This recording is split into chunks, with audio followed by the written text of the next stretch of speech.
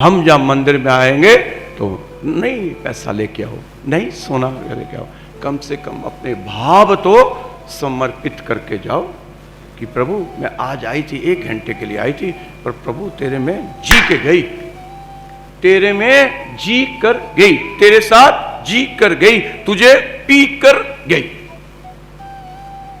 पूजना नहीं है इसको पूजना नहीं है, तुम इसको पूजने आती हो ना, इसको समझना है, इसमें मर मिटना है, इसको पीना है। समर्पण कब होता है? किसी के प्रति समर्पण हो जाए तो उसका बुरा भी अच्छा लगता है, उसका कड़वा भी मीठा लगता है। तो हमारा भगवान के प्रति समर्पण भाव तब होगा जब हम घर से चलेंगी कि प्रभु तेरी कृपा फिर बुला लिया तूने, फिर बुला लिया, तेरी बहुत कृपा है प्रभु, मेरे पे विशेष कृपा तेरी होगी है प्रभु।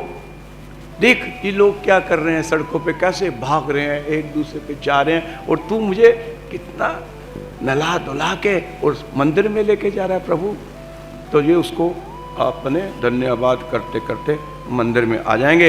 यहाँ बैठकर हम तुम्हारा धन्यवाद करेंगे कि भगवान भी तुम्हारा धन्यवाद करेगा कि आ गई, मैं तो सुबह सुबह सज धज के नहा धो के फूलों के हार हुर पहनकर इंतजार कर रहा था कि मेरे प्रेमी कब आएंगे, मेरे प्रेमी कब आएंगे, मेरे प्रेमी कब आएंगे। जब प्रेमी आ जाता है तो उस दूसरे वाले प्रेमी को थोड़ी सी मन में चैन, सुकून, शांति मिलती है। अगर हम इसको प्रेम करेंगे तो ये भी हमसे उतना ही प्रेम करेगा, बढ़ चढ़ कर करेगा। क्योंकि हमारी अगर जेब में 1 रुपया है तो हम वो 1 रुपया खर्चेंगे, उसकी जेब में तो पता नहीं कितना कितना है, वो हम पे कितना प्रेम उड़ेलेगा ये हम नहीं जानते।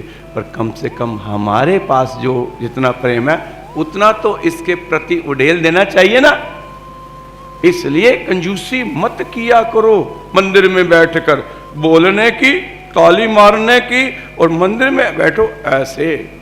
जब ऐसे बैठोगे तो आपकी पाइपलाइन जो दिमाग से रीढ़ की हड्डी में जाती है, वहाँ से खून सारे शरीर में चलता है, वो सीधी रहेगी। तो कम से कम 1-1.5 घंटा 2 घंटे जो हम बैठते हैं, कम से कम तब तक तो हमारा खून सही तरह से रवानगी करेगा। कहीं जमाव हुआ पड़ेगा, कहीं थोड़ा मोटा अगर क्लॉट बन भी रहा होगा, तो जब ये ताली मारते हैं तो वो वहां जाकर खुल जाता है। किसी भी हिजड़े को चश्मा नहीं लगता। क्यों नहीं लगता? कि बचपन से ही सारे पॉइंट, किसी हिजड़े को शुगर नहीं होती। वो ठीक है, नशा नुशा करते होंगे, उल्टे सीधे खाते होंगे, उनको हो जाता होगा। ज़्यादातर मैंने देखा कि उनको शुगर बीपी की कोई बीमारी नहीं होती। हार्ट के मरीज भी डॉक्टर को हॉस्पिटल में जाके देखो, बहुत कम हिजड़े आते हैं जिनको हार्ट के बीमारी हो, क्योंकि वो ताली मारते हैं। इस ताली में सारे पॉइंट हैं, सारे पॉइंट हैं। जब 4 उस पे चलता ना, 4 पैरों पे पशु चलता है, उसके भी पॉइंट दबते हैं। और हम 2 पैरों पे चलते हैं, 2 हाथ, क्योंकि हमें ये पैर तो दब जाते हैं सारे पॉइंट, हाथ वाले पॉइंट नहीं दबते, फिर हमें बीमारियां घेर लेती हैं। पर जो सुबह सुबह मंदिर में बैठकर शाम को ताली मारता है, नहीं मंदिर में, अपने घर में भी ताली मार लो, पर घर में ताली मारोगे, अरे क्या हो गया तेरे को, मेरी माँ बीमार पड़ी है, तू जहां तालियां मार रही है, घर में ऐसा हो जाएगा। जब मेरे भाई को इतना नुकसान हो गया, तू ताली मार रही है, नहीं मार पाएंगे घर में ताली। क्यों? कि दूसरा वो सामने वाला कोई ना कोई बहाना बनाकर तुम्हारी ताली को रुकवा देगा। जैसे बाबा ही ताली मारे, बुढ़िया कहेगी मेरा सिर दर्द हो रहा है और तुम ताली मार रहे हो, तो रुकवा देगी बाबा की तालियां। और बाबा जहां कोई रोकने वाला नहीं, कोई टोकने वाली, जितनी तेज मर्जी ताली मारो। अच्छा, इसमें जिसको पीटना भी है ना, घर में नहीं पीट सकते, उसको बीच में ले आओ।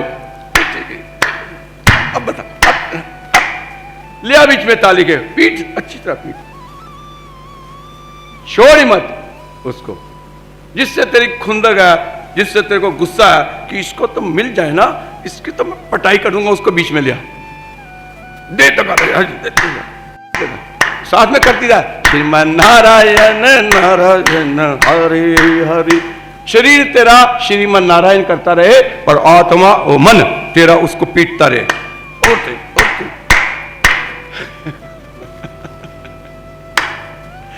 यही सत्संग है कि यहां हम बैठकर हंसें। ये नहीं है कि मैं इतना बड़ा ज्ञानी, तुम सीरियस होकर मेरी बात सुनते रहो सब ना। मैं महा मूर्खानंद महाराज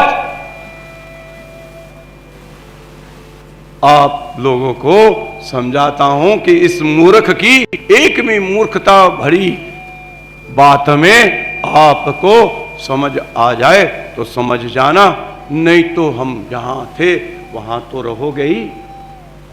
जितना ज्ञान था मैंने तुम्हारे से ज्ञान छीना तो नहीं, मैंने अपना ज्ञान बांटा।